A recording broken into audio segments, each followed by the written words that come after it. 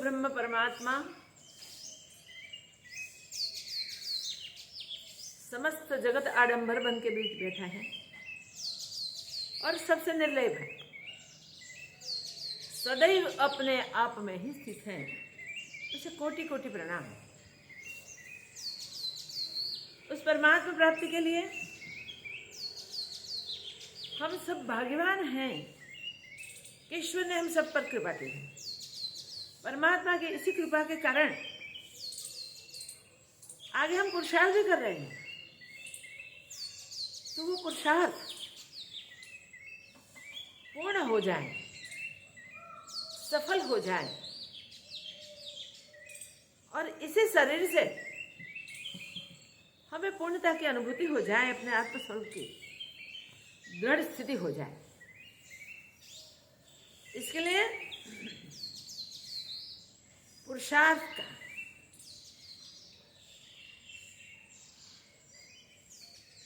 कितना भी हो सके इतना ज्यादा बल करके करें। पुरुषार्थ में बल करें, पुरुषार्थ में मंदता न चले, पुरुषार्थ में क्षीण गति न चले, पुरुषार्थ में सातत्य चाहिए, सतत पुरुषार्थ होना चाहिए, गति तीव्र होनी चाहिए, एकाग्रता होनी चाहिए।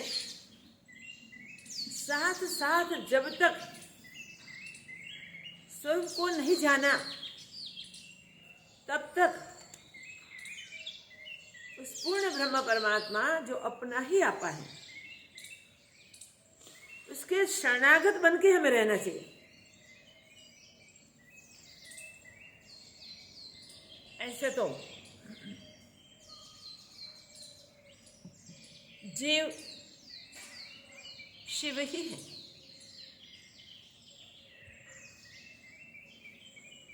अनेक होते हुए भी सर्वरूप से वो शिव स्वरूप एक ही रूप, उसमें कभी भी बदलाव नहीं हुआ, कभी भी अनेकता नहीं हुई, कभी भी द्वैत की भ्रांति नहीं हुई। तो ऐसे अद्वैत का अनुभव करके उसमें ही हम अपनी दृढ़ स्थिति हमेशा हमेशा के लिए बनाए। जो करने के लिए हम प्रवृत्त हैं, जो हम कर रहे हैं, वो जल्दी से जल्दी पूर्णता को प्राप्त कर लें। मीन्स हम अपने आत्मस्वरूप को हो सके इतने जल्दी से ही प्राप्त करके जीवन मुक्ति के अनुभव में आनंद करें। इसमें प्रवृत्ति कभी बाधक नहीं बनती। प्राकृत जो आचार प्रारब्ध योग से निश्चित है वो समय समय पे आते रहते हैं। जीवन मुक्ति की अनुभूति में भी प्रारब्ध कर्म तो हमें करने ही है, क्योंकि जब तक जीवन है तब तक प्रारब्ध रहेगा। जीवन के अंत के साथ ही प्रारब्ध का भी अंत होता है, प्रारब्ध के अंत से ही जीवन का अंत होता है। तो ज्ञान होने के बाद भी प्राकृत आचार होते रहते हैं। जब तक ज्ञान नहीं हुआ, अज्ञान है, तब तक उसमें हम असावधान हुए तो अकर्तापन नहीं रहता। इसमें कर्तृत्व का अभिमान हो जाता है, इसलिए इस कर्म का बंधन बन जाता है। जिसको कर्तृत्व का अभिमान है उसको भुगतने के लिए भी बार बार शरीर धारण करने पड़ते हैं और बार बार उससे जन्म मृत्यु के दुख सहने पड़ते हैं। जीवन काल में भी प्रारब्ध के अनुसार जो दुख सुख आते हैं उससे गुजरना होता है। मगर जिसने स्वरूप को जान लिया वो स्वरूप में हमेशा के लिए स्थित हो गया। फिर कितने भी कष्ट उसे प्राप्त हो जाए उसे कष्ट नहीं लगता। प्राण का त्याग करने का समय आ जाए तो प्राण त्याग करने के लिए भी तैयार होते हैं, उसमें और कोई विचार होता ही नहीं। और कैसे भी कष्ट प्राप्त हो जाए तो पूर्व प्रारब्ध का परिणाम है, उसे पसार होने देते हैं, उस सह लेते हैं, मगर स्वरूप से डिगते नहीं। हम वो अभ्यास करें और हरि शरण रह के अभ्यास करें। शरणागत के लिए सबसे श्रेष्ठ यही बात रहती है कि शरण रहने के कारण प्रभु हमें संभाल लेते हैं, क्योंकि हम कभी टूटे नहीं, हम कभी प्रभु से छूटे नहीं, हम कभी राव फरियाद करे नहीं। इसके लिए फिर हमें चिंता नहीं करनी पड़ती। इसके लिए परमात्मा ही संभालते हैं, परमात्मा ही चिंता करते हैं, परमात्मा ही हमें पकड़ के रखते हैं। तो जब तक पूर्णता की अनुभूति न होवे तब तक शरणागत बने रहें। किसके शरण होवे, इसका उत्तर एक ही है, पूर्ण ब्रह्म परमात्मा के सिवा और तो कुछ है नहीं। और कोई स्वरूप में प्रीति बनती है, स्वरूप भी उस पूर्ण ब्रह्म का ही है और किसी का शरण नहीं है। स्वरूप उसी का ही है, इसलिए उसी का ही शरण। इसलिए जो रूप हमें पसंद है उसको पूर्ण ब्रह्म के रूप में स्वीकार करके उसी के शरण हो जाए। और ऐसे भी हमें शरण स्वीकारने की आदत है। शरण किसका स्वीकारा जाता है? जो हमसे बड़े हैं। हम बड़े किसको मानते हैं? कोई गुरु को महान मानते हैं, कोई इष्ट को महान मानते हैं, कोई अपने से विद्या में उच्च है तो उसे मानते हैं, कोई जन्म से बड़े हैं तो उसे बड़े मानते हैं, कोई धन दौलत से अपनी बढ़ाई करते हैं, कोई कीर्ति से अपनी बढ़ाई करते हैं, प्रतिष्ठा आदि बढ़ाई का रूप मान लेते हैं कोई। और इसी के कारण कोई धन के दास होते हैं, कोई मान सम्मान के दास होते हैं, कोई माता पिता को बड़े मान के उनके शरण होते हैं, कोई मित्रों को बलवान समझ के, कीर्तिमान धनवान समझ के उसको बड़े मानते हैं। किसी न किसी को अपने से बड़े मान के इसके अधीन रहने का अभ्यास तो सबको है ही। एक बच्चा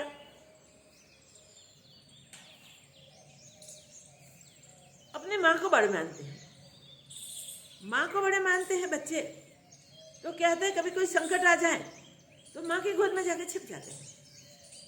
अरे पशु पक्षी कीट पतंग को भी किसी की शरण रहने का अभ्यास होता है।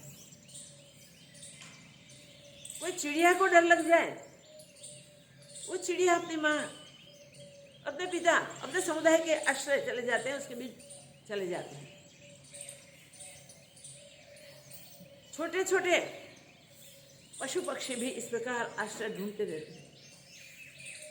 कभी आप घर में देखिए, अगर आपके घर में बिल्ली होवे और बिल्ली को किसी का भय लगे तो आपके पास आके वो चिपक जाएगी, छुप जाएगी आपके पीछे। तो सबको छिपने की आदत है, सबको किसी को बड़े मानने की आदत है। अरे भाई वनस्पति योनि देखो, कोई वनस्पति छांव में रह सकती है तो कोई पेड़ों के नीचे रहती है, वो उसको छांव में रहने के लिए। कोई बेली आदि दीवार का या पेड़ का आश्रय ले लेते हैं। सब कोई किसी न किसी का आश्रय लेते हैं, किसी न किसी के आधार से जीते हैं। तो शरण रहने का तो हमें अभ्यास ही है। बच्चा छोटा होता है तब तक माता पिता को महान मानता है, पढ़ने को जाता है तो स्कूल में गुरु को महान मानता है, जॉब आदि करता है तो अपने बॉस को महान मानता है।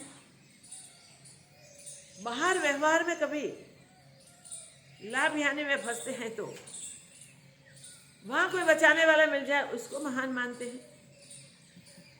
अपने से कोई महान होता है ऐसा स्वीकार हम सबको स्वाभाविक है।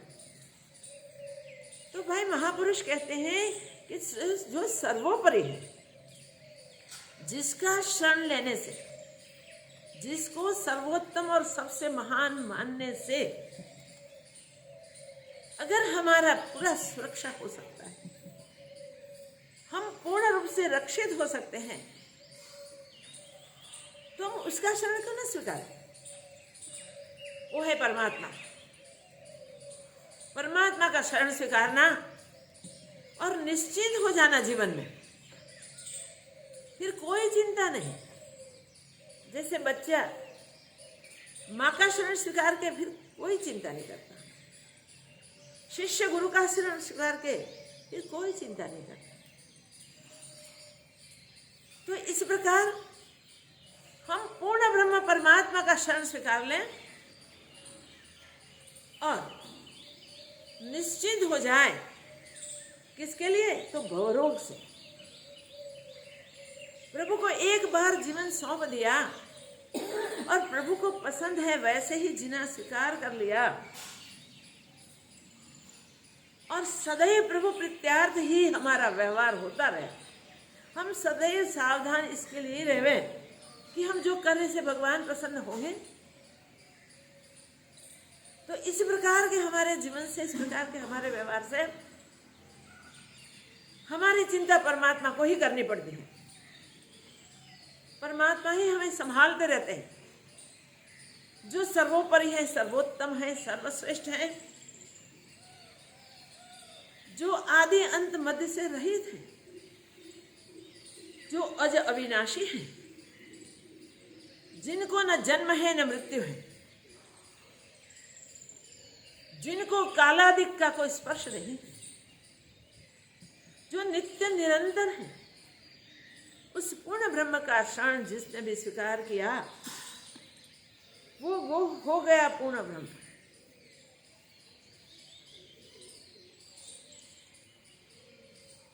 जीव अपने आप को शिव स्वरूप तक की यात्रा पूर्ण कराने के लिए उत्सुक है तो उसे वो शिव स्वरूप का शरण स्वीकारना चाहिए। तो पूर्ण ब्रह्म परमात्मा जो शिव रूप है, उसको कोई सदा काल सर्व में देखते जाए, पूर्ण व्यवहार करते जाए और हर समय हर पल उस ब्रह्म से ही, उस शिव से ही मार्गदर्शन लेते हैं। अपना जीवन एक बार समर्पित कर दिया, अब क्या होगा वो चिंता करने की आवश्यकता ही नहीं। तो शरण होने वाले के लिए शरणागत वत्सल, उनके आगे पीछे अंदर बाहर जहां देखो वहां अगर वो देख सकता है तो पा सकता है, सर्वत्र वो स्थित होते हैं। ऐसे शरण स्वीकारना जिसने भी स्वीकार कर लिया उसको इसी जन्म में ही परमात्मा प्राप्ति निश्चिंत है। इसलिए शरणागति जैसा सरल और सेफ और कोई उपाय नहीं है। सीता माता का दृष्टांत एक याद आता है। हम सब जानते हैं, आप सब रामायण के अभ्यासी हैं। तो रामायण में ये प्रसंग आता है कि सीता माता का भगवान श्री राम ने अंतर से नहीं, प्रजा के सामने, राजा होने के नाते प्रजा को सुख देने के लिए, प्रजा को खुश रखने के लिए त्याग किया और अपने अनुज को, लक्ष्मण को बुला के कहा कि जाओ सीता जी को वाल्मीकि जी के आश्रम के नजदीक छोड़ाओ। बड़े दुख के साथ, अपनी इच्छा न होने के बाद भी राजा की आज्ञा शिरोधार्य करके लक्ष्मण जी माता सीता को छोड़े। कुछ बताए बिना, कुछ कहे बिना, कारण जानने को नहीं मिला था। इसलिए वो सीता माता मुग्ध हो गई, चिंतित हो गई और स्वाभाविक रुदन उसे आ गया। सीता जी का आक्रंद सुन के आश्रम के बच्चे दौड़ के पहुंचे। कौन रो रहा है? देख के सब आ गए। आई थिंक वाल्मीकि जी महाराज को जब पता चला तो वो खुद आए और सीता जी को अपने आश्रम में अपने रक्षण में ले गए। उन्होंने वही बताया कि बेटी तुम मेरी पुत्री बराबर हो, क्योंकि जनक भी मेरे मित्र हैं और दशरथ भी मेरे मित्र। यहाँ तुम उन दोनों के पास जितने सुरक्षित होगी इससे ज्यादा सुरक्षित रहोगी। कोई भी चिंता किए बिना निर्भय होके इस आश्रम में निवास करो। आश्रम की सब तपस्विनियां तुम्हारी सार संभाल करेगी, तुम्हारे साथ रहेगी और तुम यहां निश्चित होकर रहो। वाल्मीकि जी जानते थे सीता जी गर्भवती थी। उन्हें पूरा बंदोबस्त कर दिया वाल्मीकि जी ने कि सब प्रकार से उसकी सुरक्षा होवे, सब प्रकार से उसका जतन होवे, सब प्रकार के उसको शांति और विश्रांति मिले। सीता माता आश्रम में रह रही है। समय पाके दो जुड़वे पुत्र को जन्म दिया माँ ने, जिन दोनों का नाम लव और कुश वाल्मीकि जी ने रखा। उन लव कुश को माँ ने ही सारी शिक्षा दी। पिता और माता दोनों का काम सीता ने किया। तो बच्चे बचपन से ही माता को ही पिता मानते थे और माता को ही माता मानते थे। उनके लिए माता पिता दोनों एक ही सीता माता थी। और सीता जी ने वो ही अपनी फर्ज, अपना धर्म निभाया था। क्षत्रिय पुत्र थे, राजपुत्र थे। उनको अस्त्र शस्त्र विद्या भी माँ ने सिखाई थी, शूरवीर बनाए थे, आत्मगौरववान बनाए थे और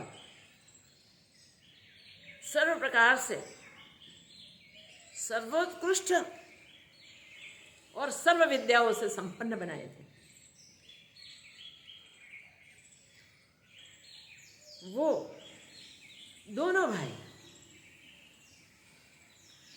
माँ जो सिखाती थी उसका अभ्यास पूरा वन में जाके करते थे। माँ के शांति के लिए सदैव वो ध्यान रखते थे और माँ के आश्रम में ही वो निश्चिंत रूप से बड़े हो रहे थे। अस्त्र शस्त्र विद्या भी उन्होंने जान ली थी। वेद वेदांत भी वहां उन्होंने सीख लिए थे। वाल्मीकि जी महाराज ने उन बच्चों को अपनी सूक्ष्म दृष्टि से जो रामचरित देखा था उसको ग्रंथागार करके पढ़ाया था।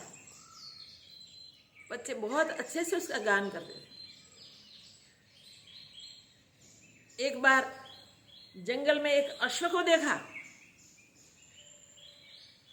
दोनों भाइयों ने उसको पकड़ लिया और उस पे सिर पे जो ताम्रपत्र स्वर्ण पत्र था उसमें लिखा था वो पढ़ लिया और राम जी के यज्ञ का वो अश्व था। यज्ञ का वो अश्व छोड़ा गया था, उसका अर्थ वो था कि सबको राम के शरण होना है, राजा के अधीन होना है। जिसको भी ऐसे अधीन नहीं होना होता है, उसे वो अश्व को बांधना चाहिए, पकड़ना चाहिए, और जो अश्व पकड़े उसको युद्ध देना चाहिए। लव कुश ने पढ़ लिया, दोनों भाइयों ने बोला अरे ये कौन राजा राम है, इतना अभिमानी, हम अश्व बांध देते हैं। बांध दिया अश्व,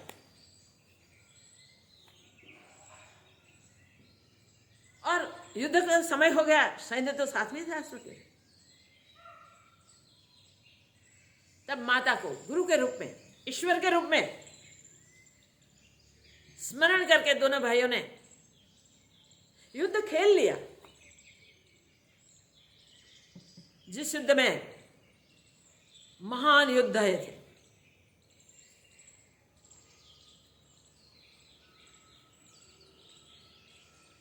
ये महान योद्धाओं के सामने युद्ध करके, गौरव से युद्ध करके सबको पराजित कर दिया, और हनुमान अंगद को बांध के माँ के पास ले गए। माँ, खेलने के लिए हम 2 बंदर ले आए हैं, और दोनों को एक दूसरे के पूंछ से बांध दिए हैं। मैंने बोला यार कौन से बंदर लाए हो? सीताजी आए, देखा, अरे हनुमान ये क्या किया आपने? लवकुश, ये मेरा तुमसे बड़ा बेटा है, छोड़ दो।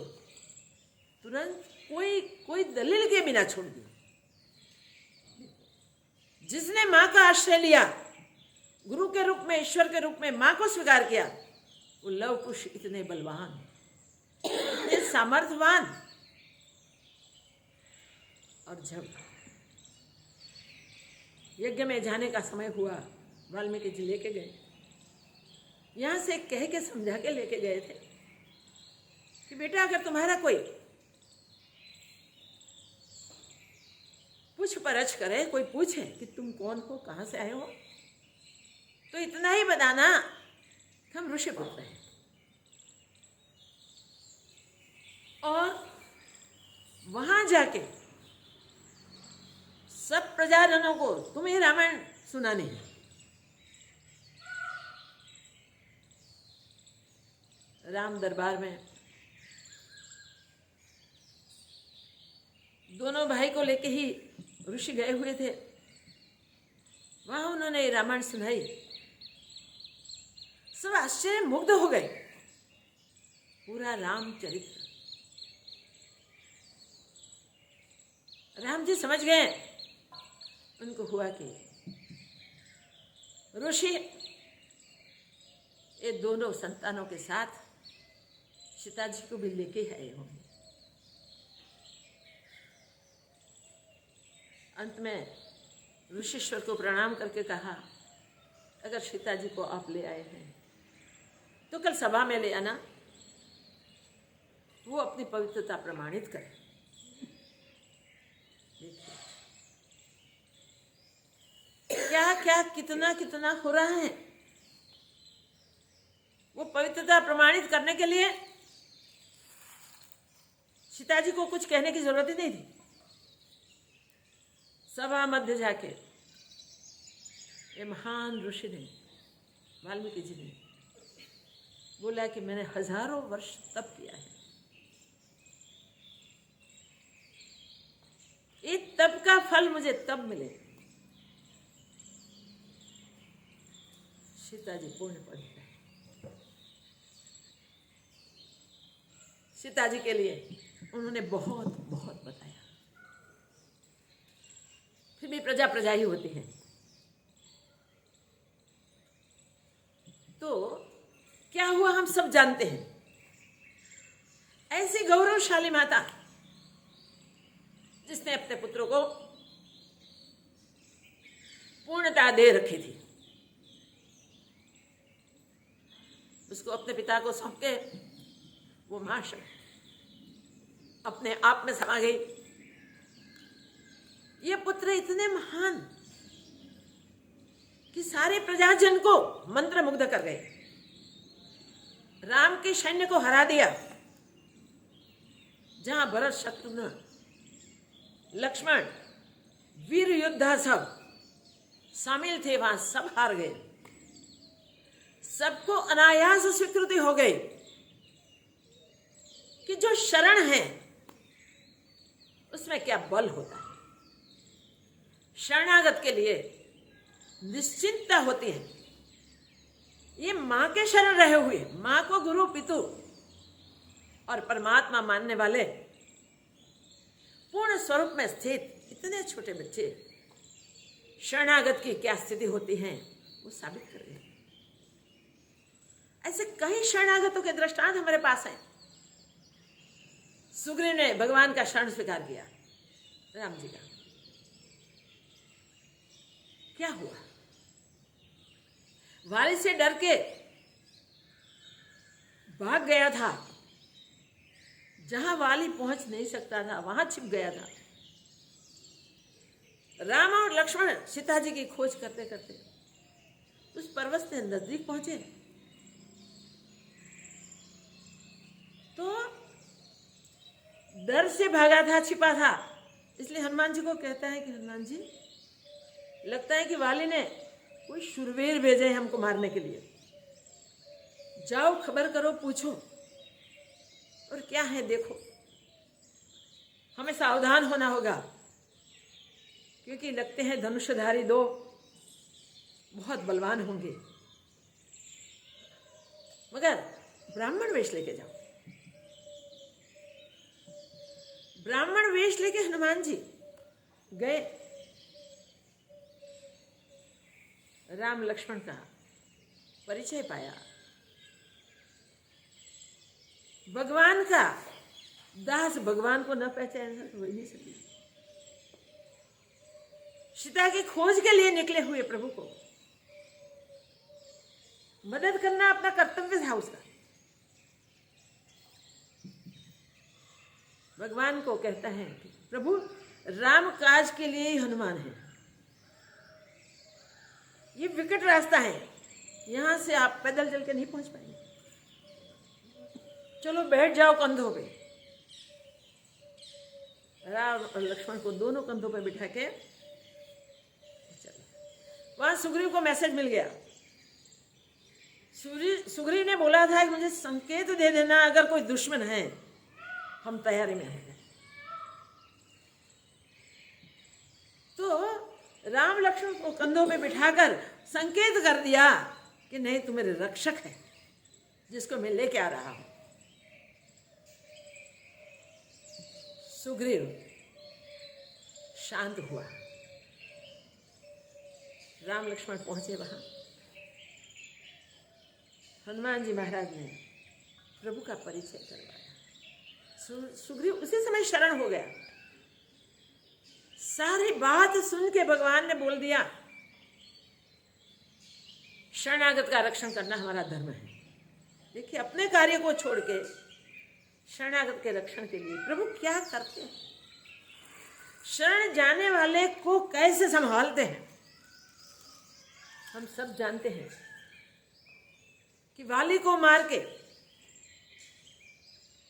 भगवान ने सुग्रीव को राज्य दिला दिया। शरणागत के लिए प्रभु हमेशा तत्पर ही होते हैं, सदैव उसकी सुरक्षा ही करते हैं। तो अध्यात्म मार्ग में, परमात्मा मार्ग में जो आगे चलता है वो शरण होके चलता है और शरण होके चलता है। इसलिए परमात्मा उसे शरण में चरण में रखते भी हैं और उसका बाल भी बांका नहीं होने देते। तो जो भी साधक अपने बल से साक्षात्कार कर सके ऐसे नहीं है, ऐसा खुद जानते हैं। उसे प्रभु के शरण रहना चाहिए। जो साधक समय कम है और साक्षात्कार होना दुर्लभ लगता है, वो भी उसी समय पे प्रभु के शरण चले जाते हैं तो उसे भी स्वरूप का दान मिल जाता है। शरण रहने वाले को कभी भी चिंता नहीं करनी पड़ती और शरण रहने वाले को कभी सोचना भी नहीं पड़ता क्या होगा। हम ऐसे शरण हो जाएं कि शरण होने के बाद हमें कोई विचार ही ना उठे, होगा या ना होगा वो हमें सोचना ना पड़े। होगा, अवश्य होगा, ऐसे निश्चिंत होके शरण हो जाना चाहिए। जो शरण होते हैं वो क्या पाते हैं? पूर्णता प्राप्त कर लेते हैं। उसको प्राप्त करने का कुछ बाकी नहीं रहता। देखिए तुलसीदास जी महाराज को। तुलसीदास जी महाराज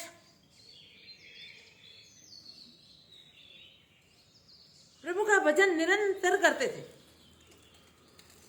परमात्मा के शरण में ही रहते थे,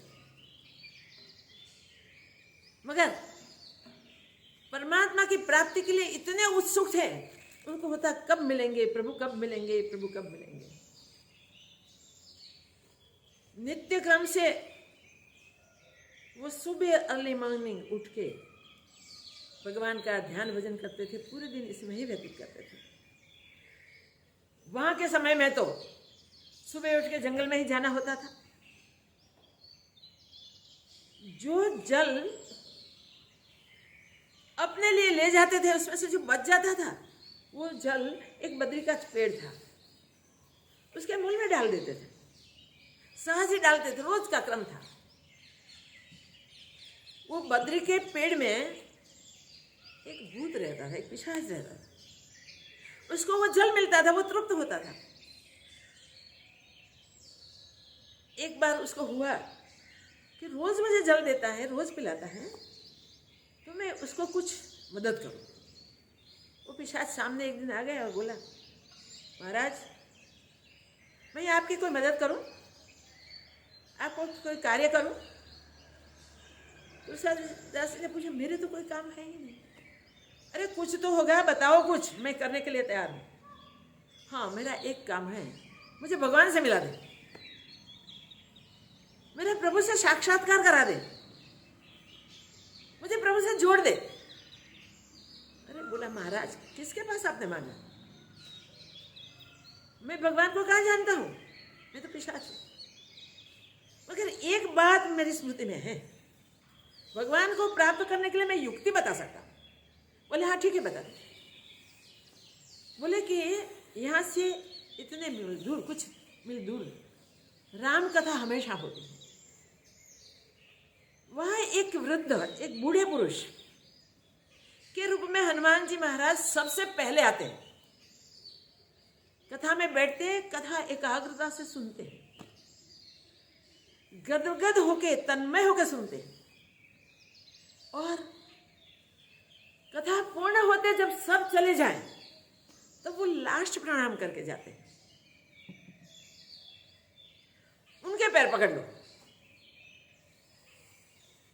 वो भगवान के दास हैं, भगवान के भक्त हैं,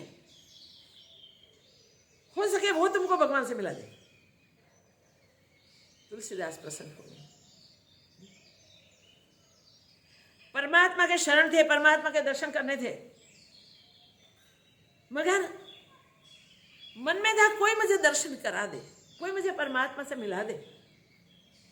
ये शरणागत वत्सल को व्यवस्था करनी पड़ी, पिशाच को तैयार किया, हनुमान जी के पास पहुंचा दिया।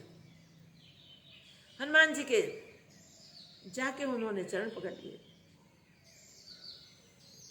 और अपना परिचय दिया।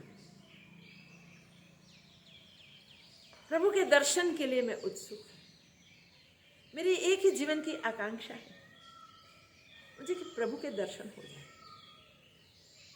हनुमान जी महाराज ने सब प्रकार से उनके साथ बात करके निश्चय कर लिया कि हाँ ये प्रभु का ही दास है, उसको प्रभु के दर्शन अवश्य होने चाहिए।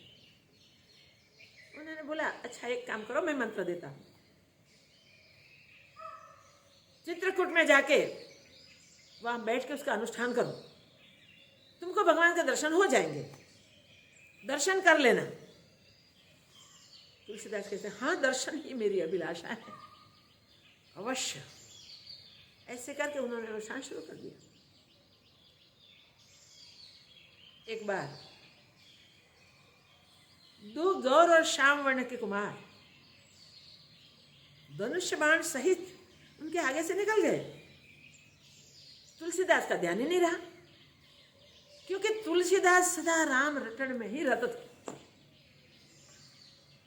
बस एक ही विश्वास हो गया था कि मुझे प्रभु के दर्शन होने वाले हैं। हनुमान जी महाराज ने कह दिया है इसे प्रभु से भेंट हो ही जाएगी, पर कहीं इधर उधर से देखते नहीं। फिर हनुमान जी महाराज आए, पूछा प्रभु के दर्शन कर लिए ना? अरे कहाँ, मैंने तो दर्शन नहीं किया। अरे तुम्हारे पास से तो अभी अभी तो गए, 2 कुमार निकले थे, एक गौर वर्ण का था, एक श्याम वर्ण का था,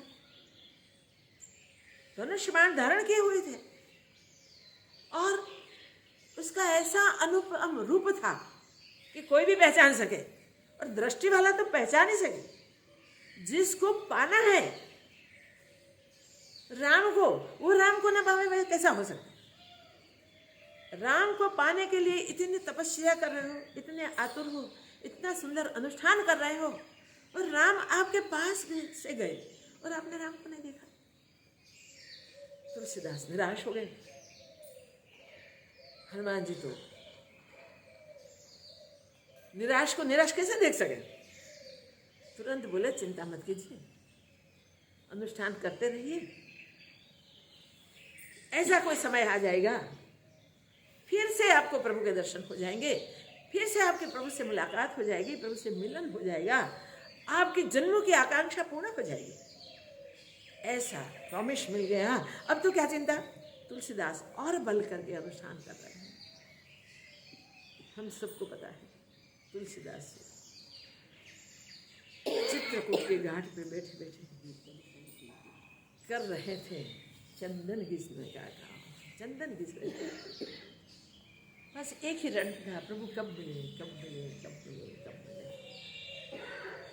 भगवान गए जहाँ तुलसीदास से चंदन घिसे और जाके सामने बैठ गए, चंदन लेके तिलक करने लगे। हनुमान जी देखते पेड़ पे बैठे थे, क्या अरे ये चंदन घिसने में और राम रटन में ऐसे मग्न है कि सामने राम चंदन कर रहे हैं खुद उठा के वहां से लेके, और देखते नहीं। वहां से बोल दिया चित्रकूट के घाट पे भाई संतन की भी तुलसीदास चंदन करे, तिलक करे। इतना सुंदर सुयोग। और जिसको भी जो शरणागत होता है उसको प्रभु मिलते ही है, मिल ही जाते हैं। शरणागत हमेशा इसी जीवन में परमात्मा को प्राप्त कर लेता है, परमात्मा स्वरूप में स्थित हो जाता है, उसको भवात्मा में भटकना नहीं पड़ता। तुलसीदास ने वो सुना हनुमान जी का आवाज और देखा अरे सामने ही राम जी, चरण पकड़ लिए, समर्पित हो गया। तुलसी मिट गया, तुलसी राम हो गया। देखिए शरणागतों की किसकी बातें करें, क्या क्या बातें करें, समय तो परमिट ही नहीं करता। फिर भी गोपियों के लिए देख लो, उद्धव जी से कितने कितने हैं भक्त सब, कैसे शरणागत सिर्फ प्रभु कार्य करने के लिए ही संसार में आते हैं और प्रभु के कार्य के लिए हमेशा तत्पर ही रहते हैं। शरणागत को प्रभु हमेशा संभालते हैं, शरणागत को शरण हमेशा हमेशा के लिए रख लेते हैं। और राम जी के पास शरणागत को देने के लिए क्या, पूर्ण ब्रह्म परमात्मा जब जब शरणागत जिस प्रकार से पुकारता है उस प्रकार का स्वरूप धारण करके आ जाते हैं, और आके ऐसा स्वरूप धर के आते हैं और शरणागत को स्वरूप का दान दे देते हैं, शरणागत के जन्म मरण की श्रृंखला को तोड़ देते हैं। गोपियां कैसी शरण थी, बिल्कुल अभूत, भोली भाली जिसको कुछ पता ही नहीं था, गांव की गंवार, मगर वो परमात्मा के शरण थी। उनको परमात्मा ही चाहिए और कुछ चाहिए नहीं। छोटी छोटी थी तब से कात्यायनी व्रत करती थी कृष्ण को प्राप्त करने के लिए। बड़ी होके भी वही उसका व्यवहार, कृष्ण चाहिए और कोई चाहिए नहीं, और कोई चाहिए नहीं, और कोई चाहिए नहीं। जो करे वो कृष्ण के प्रीति के लिए ही करे, कृष्ण को पाने के लिए ही करे। राधा जी देखिए, जो श्री कृष्ण का अभिन्न अंग, वो अपने स्थान पे अपने गृह में बैठे और कृष्ण के साथ अनन्यता से जुड़ी हुई। जब गोपियों ने सबने बोला कि कृष्ण वहां आए हैं, चलो हम जाते हैं, राधिका जी ने वो बोल दिया कि कृष्ण को मिलने के लिए हम जितने आतुर हैं ना, इतने ही कृष्ण हमको मिलने के लिए आतुर है, वो यहाँ पहुंच जाएंगे। देखिए भक्त का विश्वास। और औद्धव जी जैसे शरणागत और कौन हो सकते हैं? भगवान के शरण होते हुए भी, भगवान के सब कार्य करते हुए भी, भगवान को मित्र के भाव में बसने के कारण बोध भी दे सकते हैं, गर्व करके कह भी सकते हैं, अरे वो गोपियां इतनी झूल रही है तुम्हारे लिए और तुम्हारे कोई हिसाब में भी नहीं है। देखिए शरणागत कैसा होता है?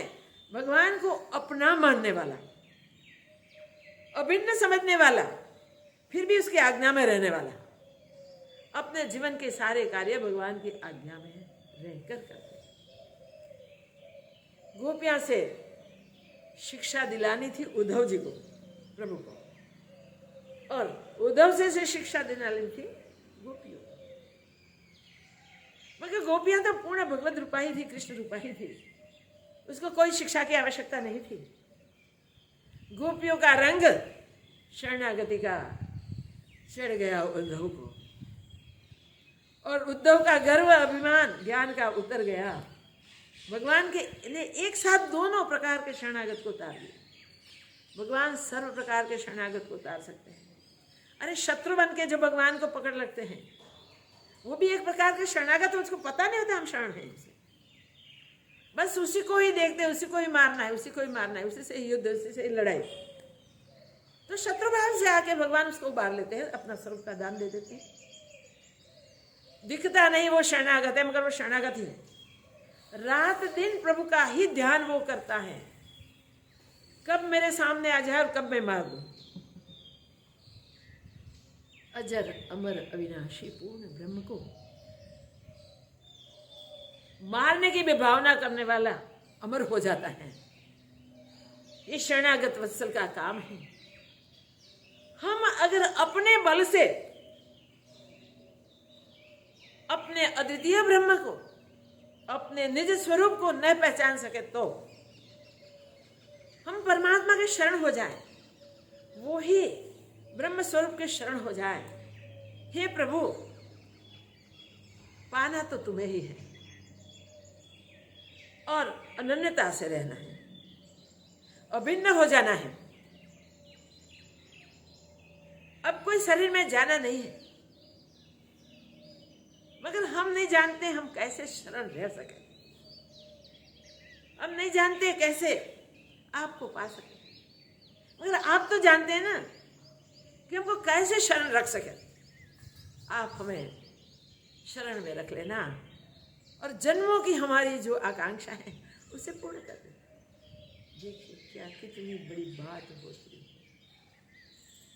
कितना दृढ़ निश्चय होता है।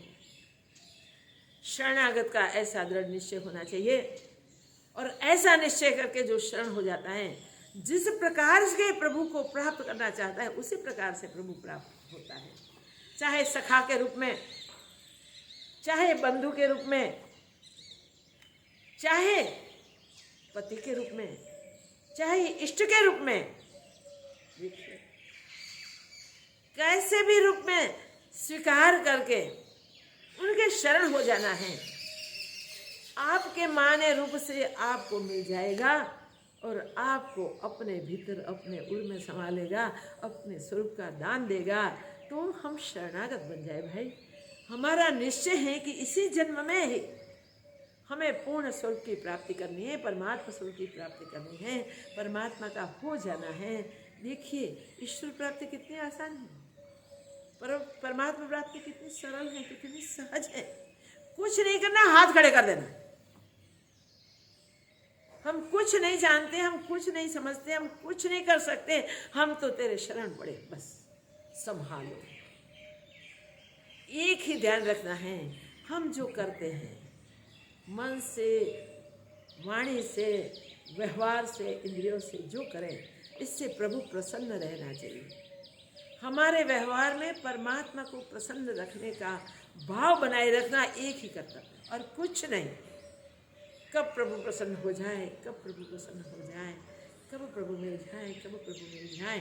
शरणागत का एक ही भाव होता है, और इसी भाव से वो शरणागत प्रभु स्वरूप को प्राप्त कर लेता है, प्रभु के शरण को प्राप्त कर लेता है, और अपने अनन्य आत्मस्वरूप में हमेशा हमेशा के लिए स्थित हो जाता है।